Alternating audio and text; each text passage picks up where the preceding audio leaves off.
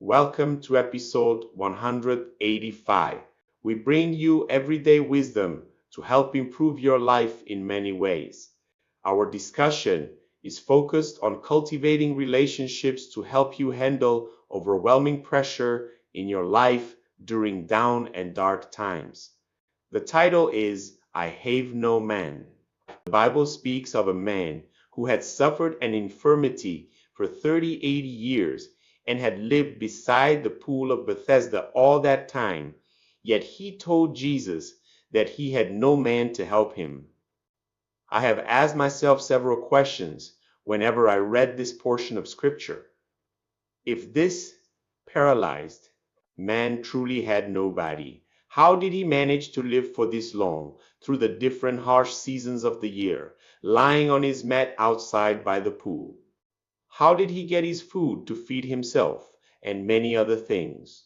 As I asked myself these questions, I realized that the impotent man had help that he didn't want to acknowledge because his greatest need was yet unsolved by all the other things that people helped him with. Before we continue, remember to like and subscribe to this channel. You can share to your friends too. Let's go on with our discussion. The predicament faced by the paralyzed man was such that he would require help outside of himself to meet his every need. Was he never loved by family or friends? Did he not have a person who loved him enough to put some effort into seeing that he got well? Was everyone too busy to devote time to help him? The most amazing part of the story was that though he had focused his life on his limited knowledge of how he could be healed, Jesus came on the scene to help out with the healing he desperately sought. What if, when Jesus approached him, he snubbed Jesus and stayed on his own? He would have continued living with the paralysis. Our attitude to others, whether or not we are familiar with them, will determine if we will keep them as friends, foes, or drive them away.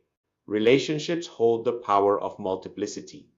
Different strengths reside in different people, and when you are friends with such people, you are able to gain access to what they can do with their strength, and adding their strengths to your own multiples the potential of your success.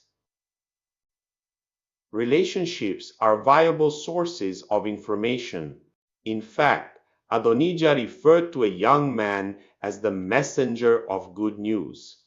The man with infirmity had no man to give him the information about Jesus, so Jesus had to be the one to find him. The difference between this impotent man and the woman with the issue of blood was knowing people who could pass on vital information for opportunities. The woman with the issue of blood was told about Jesus by someone else and was also told that Jesus was passing by. That was the knowledge she needed to make her move. Another role people who know you can play is to speak good of you. Someone can put in a good word for you in your absence.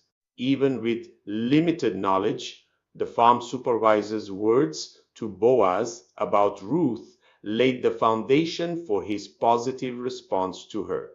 The best part of having people is that you will have to cultivate the relationships.